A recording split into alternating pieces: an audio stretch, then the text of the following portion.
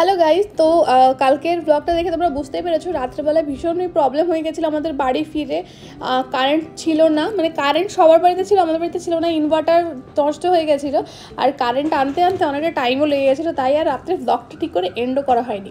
তো পরের দিন বিকালবেলা থেকে এই যে ব্লগটা আরম্ভ করছি, কারণ সারাদিন ঘুমোতেই কেটে গেছে। এখন আনা হয়েছিল বড়া পাও, বাবা আসলে বড়া পাওটা খায়নি, তাই আমরা যে খাবারগুলো খাই চেষ্টা করি বাবাকে খাওয়ানোর, কারণ বাবা এই সমস্ত জিনিসগুলো পছন্দ করে, কিন্তু এমন একটা জায়গায় থাকে যে সেখানে কিছুই ভালো পাওয়া যায় না। তো বাবা এনেছিল চিকেন, তো রাত্রেবেলায় সেই চিকেনটাই খেলাম, কারণ বাবা কালকে সকালে চলে যাবে।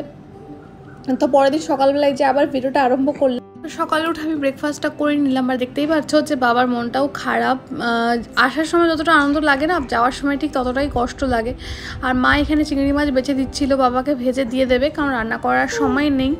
খুব সীমিত টাইমের জন্যই বাবা এবার এসেছিল, তোমরা জানোই, দেখতেই পেয়েছো। তো সকালবেলায় যে পান্তা ভাত খেয়েছিলাম আলু ভাজা দিয়ে আর পেঁয়াজি দিয়ে, কারণ রাত্রে অনেকটাই ভাত ছিল। ভাতটা যদিও অতটা ভালো পান্তা হয়েছিল না, তবুও পান্তা ভাত খেতে কিন্তু বেশ ভালো লাগে। আর বাবা যাওয়ার আগে একটু বাজারে গেছিলো, বাজার করে দিয়ে গেছে। আর এখন কিন্তু বাবা বেরিয়ে যাবে, রেডিও হয়ে গেছে, আর মাম্মামকে আদর করে দিচ্ছিল। আমাদের জন্য তো বাবার কষ্ট হয়, আগাগোড়াই হতো, আর এখন কিন্তু আরেকজনও বেড়ে গেছে, যার কথা বাবা সবসময় মনে পড়ে। সারা দিনে ভিডিও কলে যে কতবার দেখে বাবা স্বর্ণাকে, বলার বাইরে।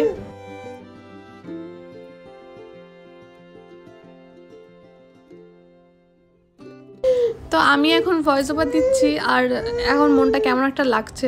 তো এখন বাবা বেরিয়ে যাবে, আর তন্ময় আর ভাই এগিয়ে দিয়ে আসবে বাবাকে। তো টোটো চলেও এসেছে, বাবা নৈহাটির থেকে ট্রেন। তো এখন এই যে আমাদের সবারই মনটা ভীষণ খারাপ হয়ে গেছিলো। খুব কষ্ট হয় যখন বাবা চলে যায়, যখন আসে তখন খুব আনন্দ লাগে, যে কটা দিন কাটাই একসাথে সত্যি খুবই আনন্দ হয়। ছোটোবেলা থেকে বাবাকে সেরকমভাবে কখনোই আমরা কাছে পাইনি, কয়েকদিনের জন্যই থাকে, আবার চলে যায়। যখন চলে যায় তখন অনেকটাই খারাপ লাগে। তো তারপরে এই যে দেখো, মামামকে যেহেতু কদিন পর থেকে খাওয়ানো স্টার্ট করবো, তো এইসব জিনিসগুলো ওকে ক্লিন করে রাখছিলাম। মা বললো সব ক্লিন করে রাখ, কারণ জল টল ফোটাতে হবে, ফুটিয়ে তারপর তো খাওয়াতে হবে। আর এই নিবারগুলো দিয়ে ওকে ফ্রুট জুস খাওয়াবো। তো এটা মামি অ্যাকচুয়ালি ওকে দিয়েছিল, আমার কেনা লাগেনি।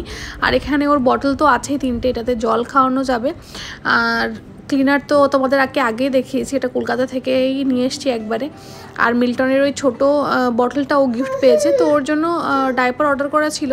তো ডাইপারটা দেখলাম, আমরা ফিরেছি তারপর এসেছে, যদিও কলকাতায় গিয়ে একটা আমার কেনাই লেগেছিলো, তাই ওর অনেকগুলোই ডাইপার হয়ে গেছে। যদিও সবসময় তো লাগে, কিন্তু এখন থেকে চেষ্টা করতে হবে একটু কম পরানোর ওকে ডাইপারটা, কারণ এখন একটু বড় হচ্ছে, আস্তে আস্তে এই অভ্যাসটা ছাড়াতে হবে। কারণ অল টাইম ডাইপার পরিয়ে রাখাটাও সম্ভব হয়ে ওঠে না, কারণ তোমরা জানো যে ডাইপারটা কত প্রাইস, আর ওর প্রত্যেক দিন বোধহয় 5-6টা ডাইপার তো লেগেই যায় কম করে।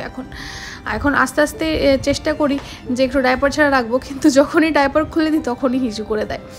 তো এই যে দেখতে পাচ্ছ, দুটো নিয়েছি ডাইপার, এটা JRSR-এর, আর এটা কিন্তু অনেক সুন্দর কোয়ালিটি, মানে বেবি হাগের থেকেও সফট বলতে পারো, খুবই সুন্দর। তো আমি এখানে অনেক রকমই ডাইপার কিন্তু ইউজ করেছি, তার মধ্যে থেকে সব থেকে বাজে হচ্ছে বামটামেরটা, কি বলবো, আমার নিজস্ব এক্সপিরিয়েন্স।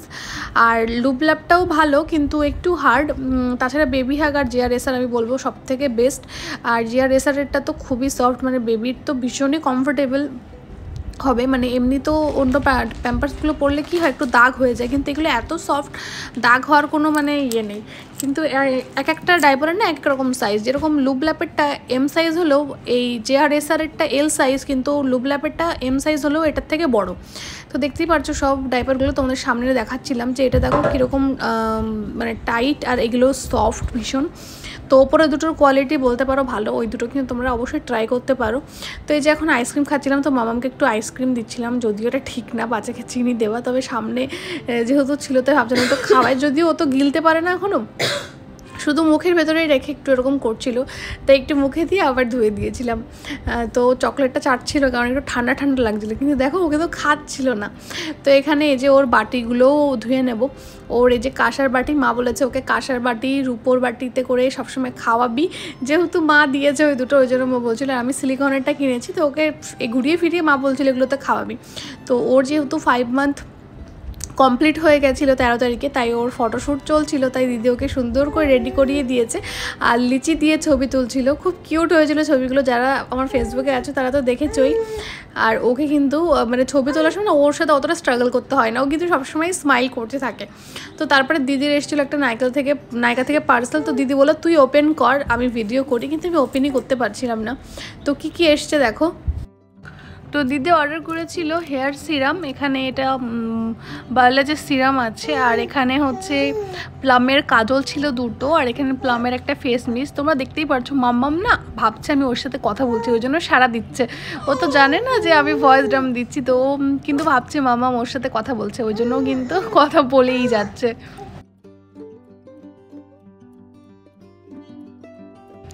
তো ওটার সাথে দেখো একটা ছোট গিফট দিয়েছিল প্লামেরই, একটা হচ্ছে শ্যাম্পু ছোট, একটা হচ্ছে হেয়ার সিরামটা সেন্ট কিন্তু ভীষণই সুন্দর। প্লামের কিন্তু এখন অনেক কিছু বেরিয়ে গেছে, আর বেবিদের প্রোডাক্টও বেরিয়েছে, কিন্তু বেবিদের প্রোডাক্টটার দাম হিসেবে অনেক কম কোয়ান্টিটি। তবুও আমার ইচ্ছা আছে কিছু একটা জিনিস বেবিদের কিনবো, যখন মামামের কোনো একটা জিনিস শেষ হয়ে যাবে তখন কিনবো ভেবেছি। তো দেখো ছোটো ছোটো কিউট দুটো গিফট দিয়েছিল, যদিও এটা একবারে শেষ হয়ে যাওয়ার মতন, তবুও গিফট পেতে কারই না ভালো লাগে, যেটা যতই ছোট হোক না কেন। তো তারপরে দেখো সন্ধ্যাবেলায় ভাই নিয়ে এসেছিলো সিঙ্গাড়া আর চিকেন ঘুগনি, আমাদের এখানে বিক্রি হচ্ছে। তো চিকেনের সে কোনো মানে চিহ্ন ছিল না তাতে বলতে পারো। তারপর মা বলছে দেখ বাইরে কত হনুমান এসেছে, তো ভাই বাইরে গিয়ে হনুমানের আবার ভিডিও করে নিয়ে এসেছিলো। আর ছাদে ছিল জামা কাপড়, তাই মা আবার দৌড়ে গেছে ছাদে জামা কাপড় তুলতে, কারণ হনুমানের প্রায়ই এরকম করে যে জামা কাপড় নিয়ে চলে যায়। আর আমি এসেছিলাম বাইরে পুদিনা পাতা ছিঁড়বো বলে, সারাদিন একটু মনটা খারাপ ছিল, বাবা চলে গেছে তার জন্য।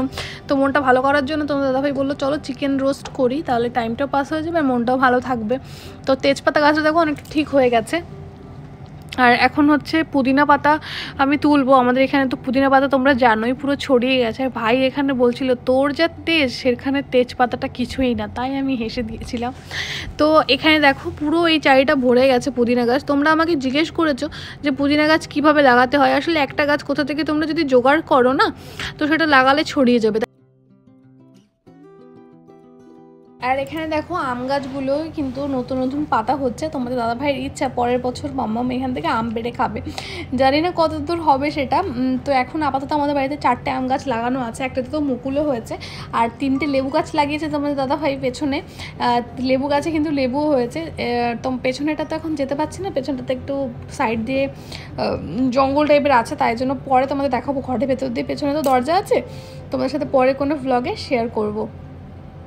তো এখন আমি পুদিনা পাতাটা ছিঁড়ে নেব, কারণ চাটনি বানাতে হবে। তোমার দাদাভাই বাজারে গেছে, ও ফিরতে ফিরতে আমার কিন্তু এটা করে নিতে হবে। আর দিদিরও কাজ আছে, ওর কিন্তু কিছু জিনিস গুছিয়ে দিতে হবে, মানে স্যালাড কাটতে হবে। তো যাই হোক তোমরা দেখতে থাকো ব্লগটা, আশা করছি ব্লগটা ভালো লাগবে তোমাদের।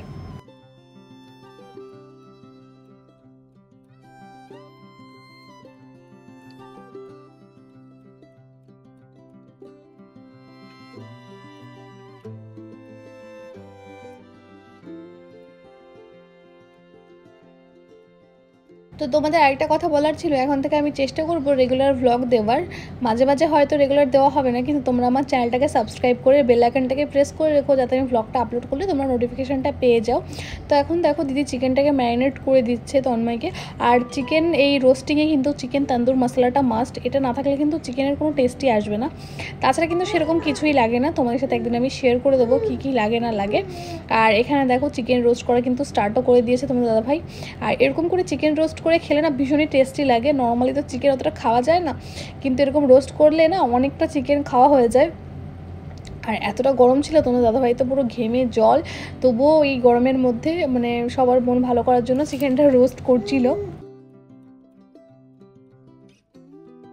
আর মাম্মাম দেখো কত হ্যাপি, ওকে এরকম পার ওপর শোয়ালেও প্রথমে পাটা ধরার চেষ্টা করে, পা ধরেই খেলে আর খুব খুশি হয়। আর মাম্মামকে না এত মশায় কামড়েছে একদিন মশারি না টানানোর জন্য, যে ভীষণ খারাপ লাগছিল। তারপর থেকে আর না মশারি না টানিয়ে শুই না বলতে পারো। আর মামার সাথে খেলা করতে করতেই দেখো এখানে চিকেন রোস্টটা কিন্তু হয়েও গেছে, তোমার দাদাভাই কিন্তু সার্ভ করে দিচ্ছিল সবাইকে।